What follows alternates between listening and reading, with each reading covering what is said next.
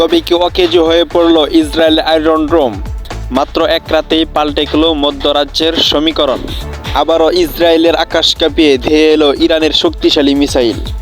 তবে এবার আর কোনো সাধারণ মিসাইল হামলা চালায়নি ইরান। এমন এক মিসাইল পাঠিয়েছে যা একসাথে লণ্ডভণ্ড করে দিয়েছে ইসরায়েলের গুরুত্বপূর্ণ 11টি পয়েন্ট। তেল আবিব থেকে শুরু করে সামরিক ঘাঁটি, কোথাও মিলল না ইসরায়েলের রেহাই। আয়রন ডোমকে ফাঁকি দিয়ে একটি মাত্র মিসাইল ব্যবহার করে এই বিশাল ধ্বংসযজ্ঞ চালিয়ে বিশ্বকে চমকে দিল ইরান।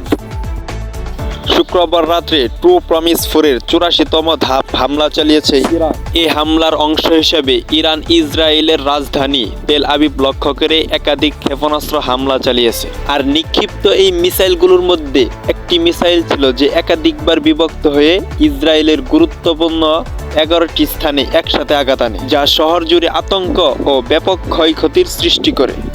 এদিকে ইসরায়েল গণমাধ্যম বলছে মিসাইলটি বিস্ফোরণের ফলে ভবন, সড়ক সহ যানবাহনের ভয়াবহ ক্ষতি হয়েছে। আর ধ্বংসাবশেষ ছড়িয়ে পড়েছে বৃহত্তর তেল আবিবের বিভিন্ন স্থানে, যার কারণে জরুরি উদ্ধার কার্যক্রম দ্রুত শুরু করা হয়। হামলার পরপরই ইসরায়েলের হোম ফ্রন্ট কমান্ড ক্ষতিগ্রস্ত এলাকাগুলোতে উদ্ধার ও তল্লাশি দল মোতায়েন করেন। চলমান যুদ্ধ নিয়ে আপনার মতামত কমেন্ট করে জানাবেন।